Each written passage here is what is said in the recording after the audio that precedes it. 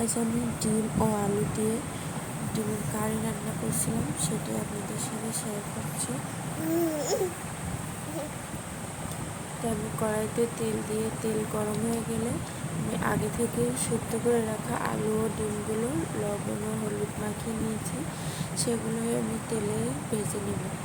যতক্ষণ না ভালো করে ভাজা হবে ততক্ষণ আমি কিন্তু আলু ও ডিমগুলো একসাথে ভেজে নেব।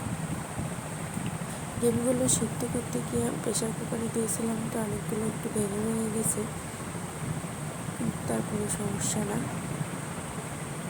আলু ও ডিম ভাজা হয়ে গেছে, আমি তুলে নিয়েছি। এখন একই কড়াইতে আমি আবার তেল দিয়ে দিয়েছি, এর সাথে তেজপাতা, শুকনো ঝাল ও জিরা মরিচ ফোড়নে দিয়েছি।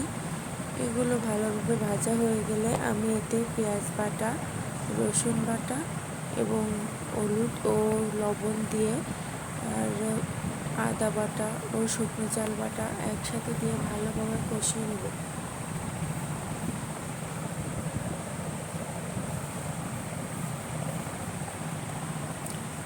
যতক্ষণ না ভালোভাবে কষানো হবে, তেল ভালোভাবে ছেড়ে দেবে, আমি ততক্ষণ কিন্তু এই মশলাটা কষিয়ে নেব।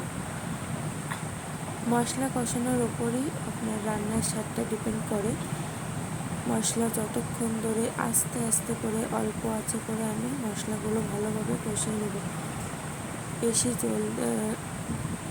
বেশি আঁচ বাড়াবেন না, বাড়ালে কিন্তু মশলাটা কড়াইতে লেগে যাওয়ার সম্ভাবনা থাকে এবং পুড়ে যাবে মশলাটা, তখন আপনার তরকারির স্বাদ অনেক তেতো হবে।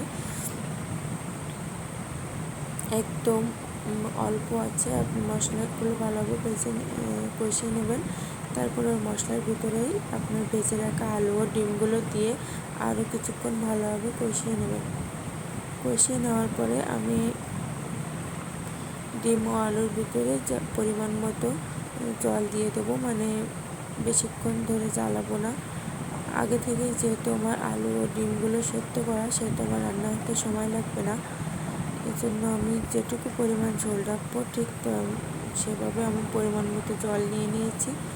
একটু দেখেন অলরেডি আমার ঝোলটা ফুটে গেছে। আমি এর মধ্যে আর বেশি কিছুই দেবো না, অল্প জিরা বাটা এবং অল্প গরম মশলা বাটা দেব।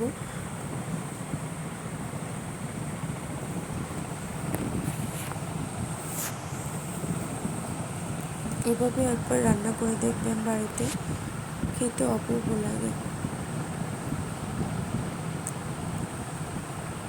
জিরা বাটা দেওয়া শেষ, আমার অল্প পরিমাণ লবণ কম ছিল, আমি পরিমাণ মতো লবণ দিয়ে নিয়েছি।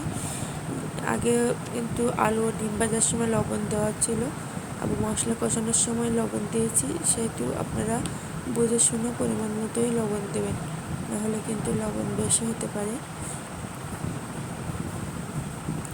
আমার ডিমের ঝোল অলরেডি হয়ে গেছে, আমি এখন নামিয়ে নেব। দেখেন কালারটা কত সুন্দর এসেছে।